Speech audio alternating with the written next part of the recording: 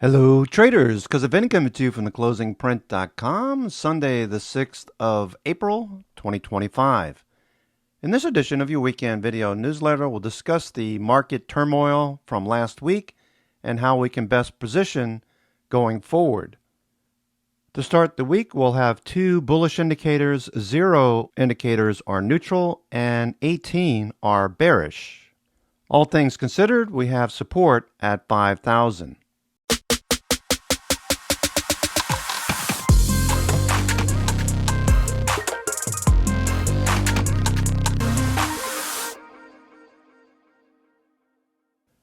The S&P 500 is oversold, RSI below 30. We had a precipitous drop last week, amounting to a 17.5% move off all-time highs back there at 61.47,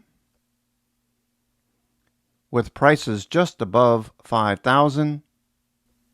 Coincidentally or not, it is a major support level, massive open interest at that strike.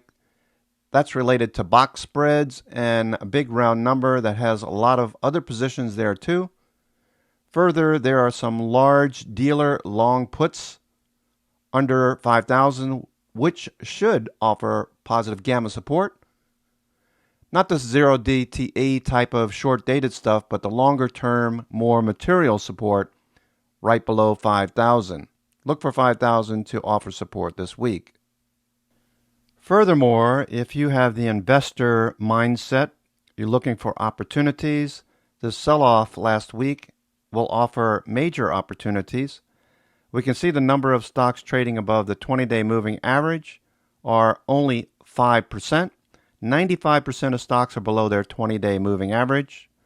The number of stocks above the 50-day have dropped to 13%.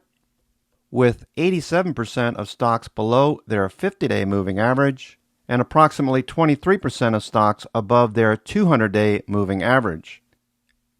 And if you recall, whenever this number of stocks above the 20, 50, and 200-day drop to these levels into the green zone, I start looking for potential opportunities. Doesn't mean jump in first thing on Monday morning. We'll have to see if there's a follow-through to the downside, or if we start to see some rotation out of defensive sectors, suggesting institutions have rotated out of defensive or have started to rotate out of defensive sectors into sectors that have been beaten down over the last several weeks. Regardless, I like to look at the SPXL, the 3 times bull shares, S&P 500. I'll start to scale into this once we see some confirmation. Again, remember on Friday I was telling you we need to see a consolidation at least like we saw in March. I don't think this is going to be a V-shaped reversal.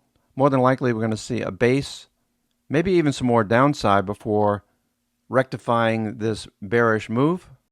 What I will be focused on is sector rotation next week. If we start to see money moving out of defensive sectors, this chart will look completely different.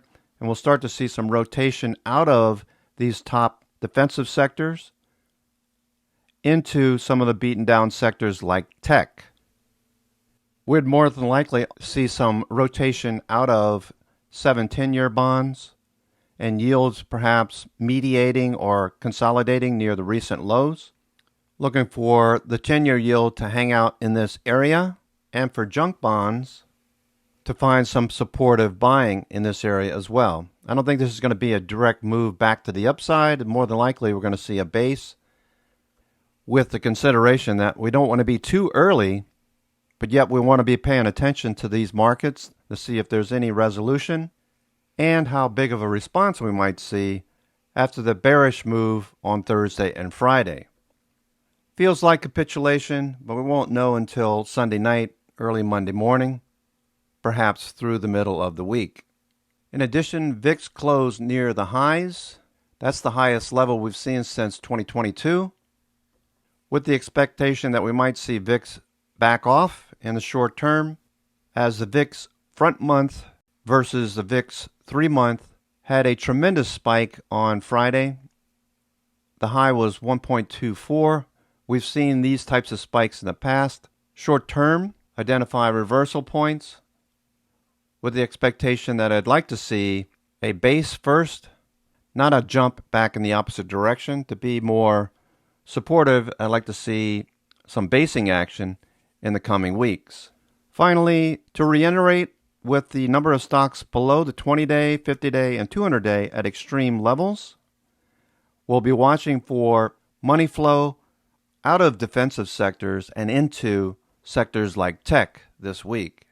However, if there's further downside to start the week, then we'll wait for institutions to start that rotation that we're looking for out of defensive into tech, waiting for confirmation. Because there are very few stocks that look ready to turn, having been sold off aggressively last week, this video is a bit shorter and lacking any bullish ideas for the coming week. We really need to see what happens Sunday night and Monday morning. There are a few stocks down here showing relative strength. Mr. Cooper being bought by Rocket. We've got IEF listed. That's the 10-year bond. If you're thinking about safety, if the markets don't find a bottom and we move lower to start the week. In addition, if we do bounce, I'll be looking to SPXL for my first toe dip for any kind of longs should institutions start to rotate into tech and out of defensive names. Okay, traders, that's going to do it for me. This is Cousin Vinny coming to you from theclosingprint.com with a much shorter video for April the 6th, 2025.